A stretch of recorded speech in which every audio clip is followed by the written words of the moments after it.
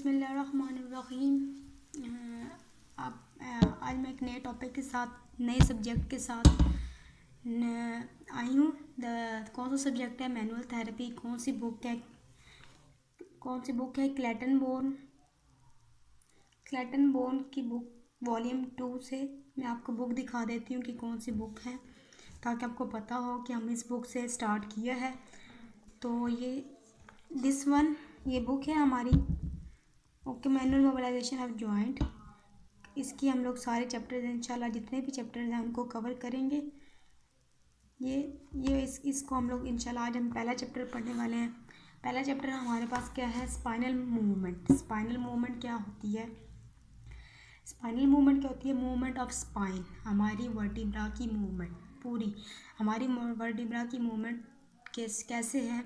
उसके बाद इसके डिजीज़ डिसऑर्डर्स क्या क्या हैं, कैसे ट्रीट करते हैं, कौन कौन सी मूवमेंट्स होती हैं, और उसके बाद हम लोग एवेल्यूएशन के लिए क्या क्या देखते हैं, किन किन चीज़ों की, कौन कौन से ऐसे क्राइटेरियाज हैं या कौन कौन से ऐसे प्रोटोकॉल्स हैं जिनको हमें देखना पड़ता है हमें स्पाइन को ठीक करने के लिए। तो फर्स्ट ऑफ ऑल हमारा क्या इसमें क्या है हमारा कि ऑर्थोपेडिक क्या करते हैं? सबसे पहले ऑर्थोपेडिक मैनुअल थेरेपिस्ट जो होते हैं वो क्या करते हैं? डिसऑर्डर को जनरल और स्पेसिफिक मूवमेंट देखते हैं। ठीक है, स्पेसिफिक और जनरल मूवमेंट कैसे देखते हैं कि क्या जो हमारी जो पेन है या हमारा डिसऑर्डर है एक स्पेसिफिक वर्टिब्रा पे है या टोटल जितना पूरा वर्टिब्रा है, या टोटल वर्टिब्रा। ये होता है कि जनरल वर्टिब्रा में ये होता है कि तीन से ज़्यादा जब कोई भी वर्टिब्रा इन्वॉल्व होते हैं किसी भी डिसऑर्डर में, उसको हम लोग क्या कहते हैं? जनरल वर्टिब्रा कहते हैं। तो इसमें सबसे पहले हमारा जो ऑर्थोपेडिक है ये देखता है कि जनरल है या स्पेसिफिक है। तो इसमें क्या, अगर जितनी अच्छी मूवमेंट परफॉर्म होगी पेशेंट की तरफ से, जितनी अच्छी, तो उतना ही उसी तरह ही हमें स्पेसिफिक जो है ना थेरेपिस्ट हमारा वो कर सकेगा कि डिसफंक्शन क्या है इसमें इसके पेशेंट की। जैसे कि अगर हम लोगों ने फ्लैक्शन करवाई है, तो अगर पेशेंट अच्छी तरह फ्लैक्शन करता है, उसको पता है कि फ्लैक्शन में क्या है, तो फ्लैक्शन में जो भी डिसफंक्शन आएगा तो जो हमारे पास थेरेपिस्ट है, हम लोग हैं, हम वो यार थेरेपिस्ट, तो हम लोग इजीली जो है वो उसको कर सकते हैं, आइडेंटिफाई कर सकते हैं। उसमें क्या क्या आता है? जनरल मूवमेंट और ये स्पेसिफाइड मूवमेंट। तो जनरल मूवमेंट क्या होती है कि जब तीन सेट ऑफ वर्टिब्रा, तीन या तीन से ज़्यादा सेट ऑफ वर्टिब्रा इन्वॉल्व होते हैं, उसको क्या कहते हैं? General movement. ठीक है, तीन या तीन से ज़्यादा, ये हमारे पास क्या होता है? वॉलंटरी कंट्रोल होता है, हम खुद कंट्रोल कर सकते हैं। बट स्पेसिफिक मूवमेंट क्या होती है? किसी एक वर्टिब्रा, ठीक है, isolated movement of one vertebral segment, एक सेगमेंट में ना जो मूवमेंट होती है उसको क्या कहते हैं? Specified movement. ठीक है, स्पेसिफाइड मूवमेंट या उसको स्पेसिफिक मूवमेंट इसलिए कहा जाता है। सेगमेंटल मूवमेंट, सेगमेंटल और मोबाइल सेगमेंट। ठीक है, सेगमेंटल मूवमेंट या मोबाइल सेगमेंट। तो सेगमेंटल मूवमेंट हमारी क्या होती है? स्पेसिफिक मूवमेंट जो परफॉर्म होती है वो हमारे पास सेगमेंटल मूवमेंट होती है। दूसरी हमारे पास क्या है? मोबाइल सेगमेंट में मोबाइल सेगमेंट में हमारे पास क्या होता है? मोबाइल सेगमेंट वो होते हैं जो two types of mobile segments हैं हमारे पास, जिनमें क्या है? इन्वर्टिबल डिस्क होती है, और दूसरा क्या है? To joint. मोबाइल सेगमेंट वो होता है जो सेगमेंट मूवमेंट में हेल्प करता है, मूवमेंट परफॉर्म करता है। तो मोबाइल सेगमेंट हमारा ये है आइसोलेटेड मूवमेंट, जो हमारा अनवॉलंटरी कंट्रोल होता है, हम खुद कंट्रोल नहीं करते। जनरल मूवमेंट वो हो गया जो हमारी पूरी एंटायर स्पाइन, और स्पेसिफिक मूवमेंट किसी एक मोबाइल सेगमेंट में, किसी एक वर्टिब्रा में जो मूवमेंट होती है, उसमें मूवमेंट किस में होते हैं? हमारे फेसेट जॉइंट में मूव कर रहे होते हैं, हमारे वर्टिब्रा दो आपस में जो होते हैं वो मूवमेंट प्रोवाइड कर रहे होते हैं। उसको हम लोग कहते हैं, इनको हम जैसे माइक्रोस्कोपिक मूवमेंट होती है ना, किसी एक वर्टिब्रा को देखना, वो हमारे पास स्पेसिफिक मूवमेंट होती है। अब हम लोग पढ़ने लगे हैं कि मोबाइल सेगमेंट क्या होता है। मोबाइल सेगमेंट होता है हमारे पास 3 जॉइंट कम्प्लेक्सेस, 3 जॉइंट मिलके एक मोबाइल सेगमेंट बनाता है। वर्टिब्रा के 3 जॉइंट मिलके, एक वर्टिब्रा के 3 जॉइंट मिलके क्या बनाते हैं? एक फर्स्ट ऑफ ऑल तो 2 वर्टिब्रा के दरमियान में, ये एक वर्टिब्रा दूसरा वर्टिब्रा, इन 2 वर्टिब्रा के दरमियान में जो जॉइंट है इसको क्या कहते हैं? इंटरवर्टिब्रल डिस्क जॉइंट, दरमियान में डिस्क पड़ी हुई है। दूसरी 2 फेसेट जॉइंट्स होते हैं। क्या होते हैं हमारे पास? एक वर्टिब्रा के दरमियान में और 2 फेसेट जॉइंट। ठीक है, हर हमारे उसमें सब में ऐसे ही होता है कि 3 जॉइंट कम्प्लेक्स बनाता है हमारे वर्टिब्रा में। अब हमारे पास इनवर्टिब्रल डिस्क जो है वो क्या होती है? इनवर्टिब्रल डिस्क हमारे पास क्या होती है? दो वर्टिब्रा के दरमियान में एक डिस्क होती है, वाइट कलर की डिस्क होती है। आपने पिक्चर्स भी देखी होंगी या कुछ भी वो आपने देखा होगा, आर्टिकुलेशन इन दोनों के दरमियान में ऐसे करके ना दो वर्टिब्रा के दरमियान में होता है। उनमें वो किस से बनी होती है, हमारी जो ज्वाइन करती है इन दोनों को, वो किस से बनी होती है और यही मूवमेंट परफॉर्म करती है हमारे वर्टिब्रा पे। वो एक होती है, उसके जो अंदर वाला पार्ट होता है उसको न्यूक्लियस पल्पोसस कहते हैं और बाहर वाला पार्ट होता है एनुलस फाइब्रोसिस। मतलब न्यूक्लियस और उसको फाइब्रस से जो एनुलस फाइब्रोसिस से कवर किया गया है उसको न्यूक्लियस एक्सपैंड करता है और उसको ज़्यादा एक्सपेंडेशन कौन रोकता है, फाइब्रोसिस जो होती है एनुलस फाइब्रोसिस वो रोकता है। ठीक हो गया। न्यूक्लियस पल्पोसस अंदर वाला पोर्शन जो न्यूक्लियस है, बाहर जिसने इसको इन्वेलप किया हुआ है वो क्या है, एनुलस फाइब्रोसिस। नेक्स्ट हमारे पास है कि जो है हमारे पास इसकी टेंडेंसी होती है ना एक्सपैंड करने की। इसका फंक्शन क्या है, जो डिस्क हमारे दो उसके दरमियान में है, उसके वर्टिब्रा के दरमियान में दो जो है वो उसका दो वर्टिब्रा के दरमियान में जो एक डिस्क पड़ी हुई है उसका फंक्शन क्या है। तो फर्स्ट ऑफ ऑल उसका फंक्शन है स्टैटिक मूवमेंट और स्टेबलाइजेशन। स्टैटिक क्या करता है कि जो लोड होता है ना उसको एक वर्टिब्रा से दूसरे वर्टिब्रा पर ट्रांसमिट करता है। ठीक है, फर्स्ट ऑफ ऑल क्या करता है, जो लोड को एक वर्टिब्रा से दूसरे वर्टिब्रा ताकि वो अपनी जितना भी लोड है ना वो इवनली क्या हो जाए, डिस्ट्रीब्यूट हो जाए सब वर्टिब्रा पे। दूसरा क्या है, मूवमेंट क्या होती है, मूवमेंट में क्या है, to maintain sufficient distance between two vertebra. ठीक है, जितना ज़्यादा डिस्टेंस होगा दो वर्टिब्रा के दरमियान में उतनी ज़्यादा मूवमेंट प्रोवाइड होगी। तो ये मूवमेंट में ऐसे क्या है कि मेंटेन करता है दो वर्टिब्रा के दरमियान में डिस्टेंस ताकि हमारी मूवमेंट हो सके। अगर डिस्टेंस नहीं होगा तो हमारी वहाँ पे मूवमेंट नहीं होगी, रिस्ट्रिक्टेड मूवमेंट होगी, मूवमेंट प्रोवाइड नहीं होगी। जितनी ज़्यादा इसकी चौड़ाई होगी उसकी डिस्क की उतनी अच्छी मूवमेंट हो सकेगी। उसके बाद हमारे पास क्या है, स्टेबलाइजेशन। ठीक है, to connect to vertebra and restrict excessive intervertebral movement. क्या होती है, दो मैं अभी पहले भी बताया कि हमारे वर्टिब्रा में अगर डिस्क ना होती, क्योंकि डिस्क जो होती है वो मूवेबल होती है, अगर ना होती तो हमारा जो वर्टिब्रा है वो मूव नहीं कर सकता था, हमारी स्पाइन मूव नहीं कर सकती थी। तो स्टेबलाइजेशन में क्या है कि ये क्या करते हैं, हमारे पास क्या करते हैं, ज्वाइंट आपस में कनेक्ट करता है। और दूसरा क्या करता है कि एक्सेसिव मूवमेंट से रिस्ट्रिक्शन, स्टेबलाइजेशन प्रोवाइड मतलब क्या होता है, एक्सेसिव रिस्ट्रिक्शन, एक्सेसिव मूवमेंट नहीं करने देता। ज़्यादा मूवमेंट बहुत जितनी उसको चाहिए होती है, जितना उसको स्पाइन को फ्लेक्स होना है, एक्सटेंड होना है, साइड बेंड होना है, जितना उसकी रेंज ऑफ मोशन है उससे ज़्यादा उसको मूवमेंट नहीं प्रोवाइड करता। अगर उसमें कोई भी कम्प्लेक्सिटी ना हो या कोई भी ऐसी डिफॉर्मिटी ना हो तब क्या करता है, हमारा स्टेबलाइजेशन प्रोवाइड करता है, ज़्यादा मूवमेंट नहीं होने देता।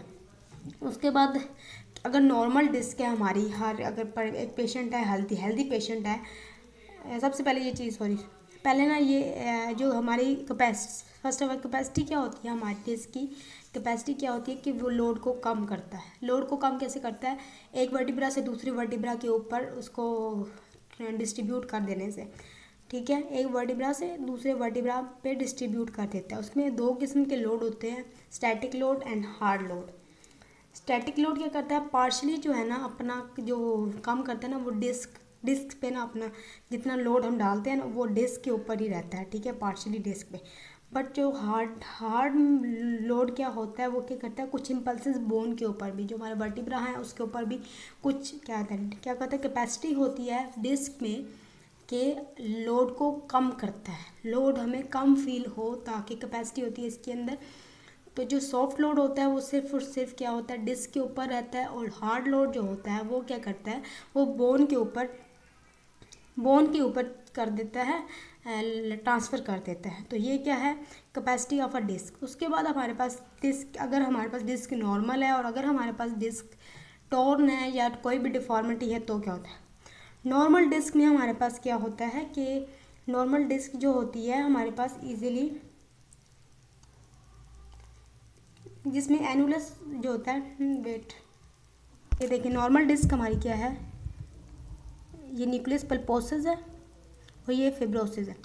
तो जब हम लोग मूवमेंट परफॉर्म करते हैं तो ये क्या होता है, ये डिस्क जो होती है कभी एक्सपैंड होती है, फिर वो क्या होती है, कंप्रेशन होती है, फिर एक्सपेंडेशन होती है, कंप्रेशन एक्सपेंडेशन। तो इसमें क्या होता है कि जब हम लोग फ्लेक्शन करवाते हैं तो हमारे जो ड्यूरिंग फ्लेक्शन करवाते हैं हम लोग, तो स्लाइटली कंप्रेस होता है न्यूक्लियस, ठीक है। कि फ्लेक्शन हम क्या करवाते हैं, आगे की तरफ करवाते हैं, ठीक है, फ्लेक्शन होती है। तो हमारा जो ये होता है ना, तो न्यूक्लियस जो होता है ना आगे की तरफ कंप्रेस होता है, अगला वाला न्यूक्लियस। अगर हम लोग एक्सटेंशन करवाते हैं, पीछे की तरफ करते हैं, तो हमारा जो न्यूक्लियस है वो हमारे पीछे की तरफ कंप्रेस्ड होता है, ठीक है। ये हमारे पास नॉर्मल पोजीशन है। पोस्टीरियर एस्पेक्ट पे कंप्रेस होता है, एक्सटेंशन में, फ्लेक्शन में एंटीरियर। लेकिन अगर हमारे पास डिस्क टॉर्न है तो क्या होता है कि अगर कहीं से भी टॉर्न है ना, तो ऐसे होगा कि जब भी हम लोग एक्सटेंशन या फ्लेक्शन जो भी करवाएंगे, तो जिस तरफ से टॉर्न है वहाँ से क्या होगी, हमारा न्यूक्लियस ब्लज आउट हो सकता है। क्या होगा, हमारा न्यूक्लियस वहाँ से पैर की तरफ निकल सकता है, ठीक है। और ये ज़्यादातर ये क्या होता है, हमारा मतलब वीक होती है हमारी डिस्क, तब हो जाता है। और इसी वजह से हम लोग अपनी काफ़ी स्पाइनल डिफॉर्मिटीज़ इसको देख के हम लोग करते हैं कि न्यूक्लियस हमारा जो हमारी डिस्क है वो टॉर्न तो नहीं है कि नहीं है। उसके बाद हमारे पास फेसेट जॉइंट्स हैं। फेसेट जॉइंट्स क्या होते हैं, जो हमारी ये है, इसमें से ये वाले जॉइंट्स,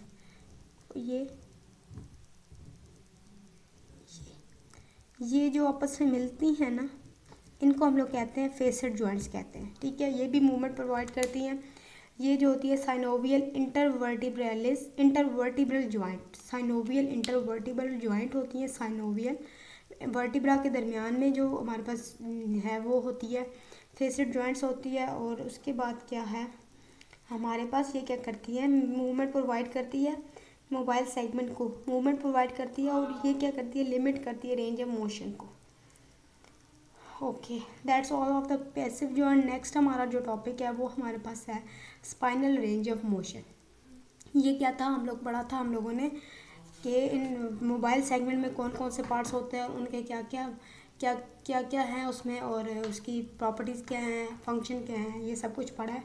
नेक्स्ट हम लोग पढ़ने लगे हैं स्पाइनल रेंज ऑफ मूवमेंट, ठीक है। पहले हम लोगों ने सिर्फ स्पाइनल वो पढ़ा है, स्पाइनल क्या पढ़ा है हम लोग, स्पाइनल मूवमेंट में मोबाइल सेगमेंट पढ़ लिया। नेक्स्ट हमारे पास क्या है, स्पाइनल रेंज ऑफ मोशन, के स्पाइन जो है उसकी रेंज ऑफ मोशन कितनी है, रेंज ऑफ मूवमेंट कितनी है। स्पाइनल रेंज ऑफ मोशन में हम लोग क्या पढ़ते हैं कि एक मोबाइल सेगमेंट जो है वो लिमिटेड मूवमेंट प्रोवाइड करता है, ठीक है। लिमिट कैसे है, ये फेसेट जॉइंट प्रोवाइड करते हैं। ये डिपेंड करता है कि कौन सी मूवमेंट है, किस डायरेक्शन में मूवमेंट है, कि स्पाइनल में फेसेट जॉइंट कर रहे हैं या वर्टिब्रल जॉइंट मूव कर रहे हैं।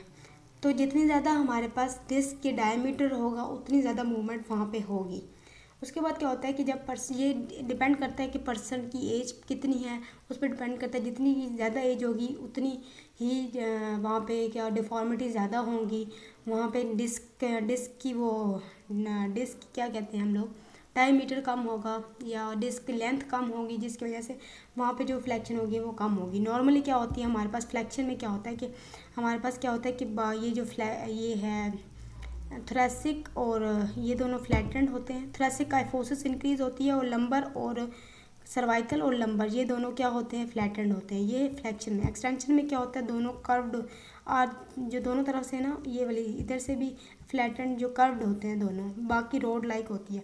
और नॉर्मली ये देख लें आप लोग, ये ये क्या है, सर्वाइकल की ये लॉर्डोसिस और ये सारी ये क्या नॉर्मल में होता है। Next the most important topic of this chapter क्या है, जिस चैप्टर में joint positioning for evaluation treatment. मतलब हम लोगों ने हमारे जो हैं क्लेटन बोन जिसने ये बुक लिखी है, उसने क्या किया था कि जॉइंट की पोजीशनिंग को जानने के लिए कि जॉइंट हमारा कौन से ऐसे पोजीशंस हैं जिसमें जॉइंट हमारा रिलैक्स होता है, उनको जॉइंट पोजीशन के कौन से पोजीशन पे हमने ट्रीटमेंट करनी है, कौन सा पोजीशन ऐसी है जिसमें रिलैक्स हो।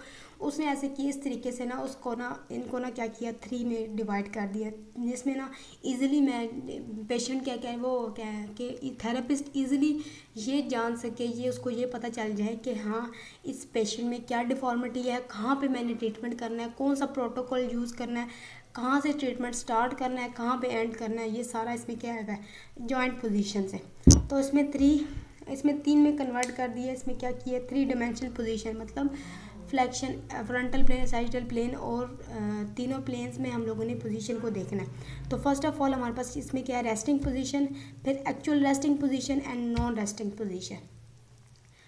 तो रेस्टिंग पोजीशन क्या होती है हमारी, रेस्टिंग पोजीशन हमारी वो होती है जिसमें हमारा पेशेंट टोटली उसके जितने भी हैं मसल्स और उसके बाद एडजस्टेंट जितनी भी चीज़ें हैं, मसल्स हैं, लिगामेंट है, सारे रिलैक्स होते हैं। टोटली क्या होते हैं, इसमें रिलैक्स होते हैं और फुल रेंज ऑफ मोशन इसमें प्रोवाइड होती है, फुल रेंज ऑफ मोशन और ग्रेटेस्ट ईज़ के साथ। ठीक है, ग्रेटेस्ट ईज़ के साथ, ग्रेटेस्ट आसानी के साथ हमारी यहाँ पे मूवमेंट प्रोड्यूस होती है। ये हमारे पास क्या है, resting position. Actual resting position क्या होती है कि एक पेशेंट है, उसकी ना फ्लेक्शन नहीं हो रही, क्या है, हम लोग नेक की फ्लेक्शन करवाते हैं, उसकी ना flexion complete range of motion जो है वो नहीं हो रही। हम लोग क्या करेंगे, हम लोग उसकी चेक करेंगे कि उसकी रेंज ऑफ मोशन कहाँ तक हो रही है, तो कहाँ तक वो कंप्लीट करता है। जहाँ तक वो कंप्लीट कर सकता है खुद आसानी से, तो उसको हम लोग क्या कहते हैं, एक्चुअल रेस्टिंग पोजीशन। जहाँ तक वो आसानी से कर सकता है, जहाँ पे आपको लगेगी वहाँ पे उसको पेन स्टार्ट हो गई है, तो वो हमारे पास नॉन रेस्टिंग पोजीशन होगी, वो हमारे पास एक्चुअल रेस्टिंग वहाँ पे एंड हो जाएगी। और नॉन रेस्टिंग पोजीशन क्या होती है हमारे पास, नॉन रेस्टिंग पोजीशन होती है कि जहाँ पे हमने ट्रीटमेंट करना होता है, ये चीज़ याद रखनी है, जहाँ पे ट्रीटमेंट करना होता है हमने, जहाँ तक हम लोगों ने, एक पेशेंट है उसकी फ्लेक्शन नहीं हो रही, चले एक्सटेंशन नहीं हो रही, नेक एक्सटेंशन नहीं हो रही, तो जहाँ तक हो रही है वो तो हमने कहा एक्चुअल रेस्टिंग पोजीशन है। बट जहाँ पे उस आगे पेन स्टार्ट होगी, उसको कंप्लीट करने के लिए उसे पेन स्टार्ट होगी या उसको डिस्कम्फर्टेबल पोजीशन होगी, तो उसको हम लोग क्या कहेंगे, नॉन रेस्टिंग पोजीशन है। अब हम लोग रेस्टिंग पोजीशन के लिए कौन कौन से रेस्टिंग पोजीशन में बात कर रही थी, तो रेस्टिंग पोजीशन क्या है कि हम लोगों ने देखना है कि पेशेंट जो है कहाँ तक अपना खुद को बिल्कुल रिलैक्स महसूस करता है, कहाँ कौन सी रेंज है। इसमें हम लोगों ने क्या करना है, इसमें हमने कौन कौन से प्रोटोकॉल देखने हैं कि सबसे पहले हम लोगों ने क्या करना है कि पहले हम लोग देखना है कि ईजी एस्टेब्लिश, बिल्कुल ईजी एस्टेब्लिश नॉर्म्स के जहाँ पे बिल्कुल पेशेंट जो है उसकी पोजीशन रेस्ट पे है। फॉर एग्जांपल रेस्टिंग पोजीशन हमारी नेक की जो होती है वो लॉर्डोसिस होती है, तो यहाँ पे क्या है, लॉर्डोसिस है। हम लोगों ने कैसे चेक करना है, सारा चेक करना है हमने, extension, side bending, side flexion, जो कुछ भी है सारा कुछ हमने चेक करना है कि जहाँ तक हमारे पेशेंट की बिल्कुल नॉर्मल, जहाँ तक वो मूव कर सकता है, उसको हम लोग कहते हैं हर तरफ से चेक करना है। कैसे करना है कि हम लोगों ने सबसे पहले रेस्टिंग पोजीशन में क्या करना है, ग्रेड 1 ट्रैक्शन देनी है। ग्रेड 1 कोई भी हम लोगों ने रेस्टिंग पोजीशन है ना, पहले हम लोगों ने ग्रेड 1 ट्रैक्शन दे के उसको देखना है कि कहाँ तक उसकी मूवमेंट आसानी से प्रोड्यूस हो रही है। ठीक है, कहाँ तक उसकी पोजीशन क्या है, ग्रेड 1 ट्रैक्शन देंगे, जो जहाँ पे वो उसने रेस्टिंग पोजीशन रखी हुई है उसमें हम लोगों ने ग्रेड 1, और फिर उसको वहाँ पे देखेंगे कहाँ तक उसकी आसानी है और कहाँ तक वो फील फर्स्ट स्टॉप उसका हो रहा है और कैसे। फिर उसके बाद उसको करना है दोबारा उसी पोजीशन में लेके आना है। दोबारा जब उसी पोजीशन में लेके आना है, फिर उसको क्या करना है, स्लाइटली लेस फ्लेक्शन करवानी है। ठीक है, फ्लेक्शन और extension, and apply the traction test. Okay, पहले क्या करना है हम लोगों ने, फर्स्ट ऑफ ऑल उसका नॉर्मल जो है, नॉर्मल जो उसकी नॉर्मल पोजीशन जहाँ पे पड़ा हुआ है उस पर क्या करना है, हम लोगों ने ट्रैक्शन टेस्ट करना है, ट्रैक्शन ग्रेड 2 ट्रैक्शन, और देखना है कि कहाँ तक इसकी मूवमेंट प्रोड्यूस हो सकती है। फिर क्या करना है, वापस नॉर्मल पे लेके आना है, फिर हम लोगों ने फ्लेक्शन करवानी है, फ्लेक्शन या एक्सटेंशन, और वहाँ पे भी हम लोगों ने क्या करना है, ट्रैक्शन टेस्ट अप्लाई करना है। ठीक है, जैसे ही आप लोगों को पता चल जाए कि यहाँ तक पेशेंट जो है इजीली मूव कर सकता है, यहाँ तक इसका ग्रेटर ईज़ है मूवमेंट में, तो वहाँ पे हम लोगों ने उसको छोड़ देना है। फिर नेक्स्ट स्टेप में क्या करना है, फिर वही करना है। ठीक है, ट्रैक्शन टेस्ट करना है और फिर रीपोजीशन करना है, साइड बेंडिंग करना है, साइड जितनी भी उसकी पोजीशंस हैं, जितने प्लेन्स में उसको देखना है, फिर साइड बेंड करके उसको उसके ऊपर क्या करना है, अप्लाई ट्रैक्शन। ये सब कुछ हो गया, अप्लाई अट्रैक्शन, फिर जितनी भी मूवमेंट हैं वो करनी है। फिर नेक्स्ट स्टेप पे क्या करना है, फिर से हम लोगों ने रोटेशन करवानी है, ट्रैक्शन टेस्ट करके सबसे पहले ये चीज़ अब मैं ग्रेड 2 ट्रैक्शन टेस्ट, फिर इसकी रोटेशन करवा के फिर हम लोगों ने फाइंड करना है कि उसकी पोजीशन कौन सी है। This is all about the resting position. हम लोगों ने रेस्टिंग पोजीशन में भी और नॉर्मल रेस्टिंग पोजीशन में भी ये करना है। फर्स्ट ऑफ ऑल क्या करना है, नॉर्मल पोजीशन उसकी है, ठीक है, एनाटॉमिकल पोजीशन है, उसमें हम लोगों ने उसको क्या करना है, ग्रेड 2 की ट्रैक्शन देनी है। ग्रेड 2 की ट्रैक्शन देने के बाद हमने देखना है कि कहाँ तक उसकी जो फर्स्ट स्टॉप एंड फील है, ठीक है, फर्स्ट स्टॉप है या उसकी जहाँ तक डिग्री ऑफ मूवमेंट है। फिर हमने उसके बाद क्या करना है, नेक्स्ट क्या करना है, अप्लाई सेवरल ग्रेड है, ये हो गया। उसके बाद हमने फिर से रीपोजीशन करना है, ठीक है, रीपोजीशन उसको दोबारा उसी पोजीशन में लेके आना है। फिर हमने अप्लाई करना है फ्लेक्शन और एक्सटेंशन, ठीक है, फ्लेक्शन एक्सटेंशन अप्लाई करने के बाद फिर ट्रैक्शन टेस्ट, उस फ्लेक्शन एक्सटेंशन करने के बाद ट्रैक्शन टेस्ट, और ट्रैक्शन टेस्ट करने के बाद हमें जहाँ तक उसकी पोजीशन इजीली मूव कर लेता है वो हमने देखनी है। उसके बाद फिर से रीपोजीशन करना है उसको वापस अपनी ही नॉर्मल पोजीशन में। फिर हमने उसकी साइड बेंडिंग करवानी है और फिर ट्रैक्शन टेस्ट देना है और वो वाली पोजीशन लोकेट करनी है जहाँ पे आसानी तक ये मूव करा सकता है, जहाँ पे इसकी आसानी तक हो सकती है। उसके बाद हमने लास्ट में क्या करना है, जितने भी हमारी जिस प्लेन में जो पोजीशंस है सारी करके देखनी है। और ये हमारी क्या होगी, रेस्टिंग पोजीशन। और एक्चुअल रेस्टिंग पोजीशन अगर एक पेशेंट डिसफंक्शन के साथ आता है तो वो कहाँ तक मूवमेंट प्रोड्यूस कर सकता है, उसको क्या कहते हैं, एक्चुअल रेस्टिंग पोजीशन। और हमारी नॉन रेस्टिंग पोजीशन वो होती है जहाँ पे पेशेंट